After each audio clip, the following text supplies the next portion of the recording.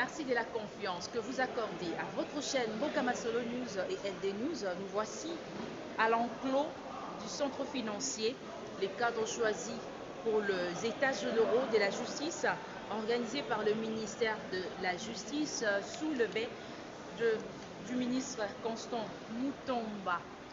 Aujourd'hui, le 6 novembre 2024, c'était l'ouverture de 6 assises qui va se clôturer le 13 novembre en cours.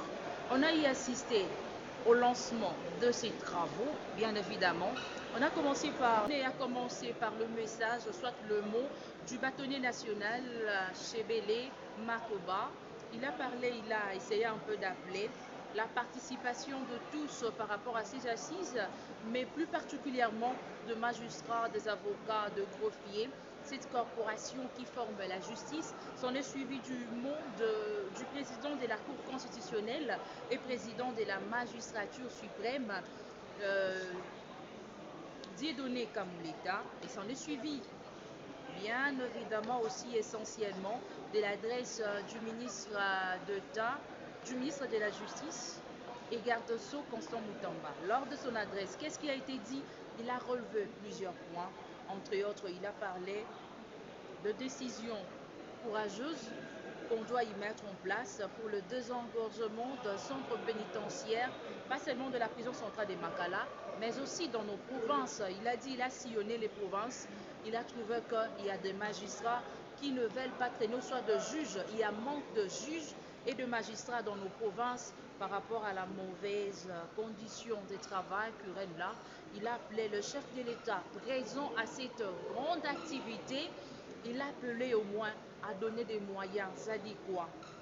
Il a évoqué que l'une des thérapies, c'est l'amélioration des conditions de travail de magistrats dans notre pays. Il a signalé au début de son adresse qu'il est le ministre de faibles, il est le ministre de démunis, surtout par rapport au sujet sur la spoliation des maisons privées et de l'État. Il a martelé toujours lors de son adresse que l'État doit apporter une main forte de manière à changer, à revoir, à réformer la justice congolaise. Et puis je mentionne, il y a eu la présence du gouverneur de Lomami, le gouverneur Iron-Van Kalombo, qui y a représenté valablement la province de Lomami, accompagné du président de l'Assemblée provinciale de Lomami, l'honorable président Patrick Kilolongoy.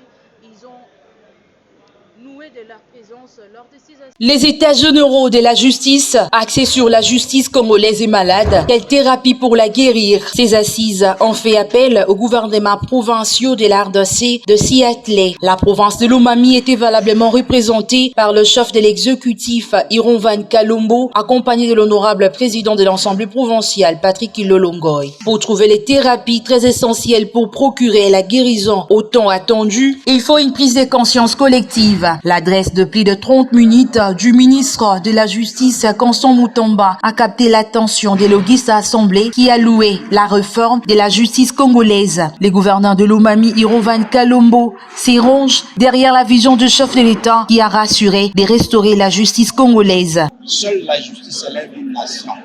Quelles que soient les réformes qu'on peut entreprendre dans les différents autres secteurs de la vie, tant que la justice demeure malade, on ne peut pas arriver au développement de la République.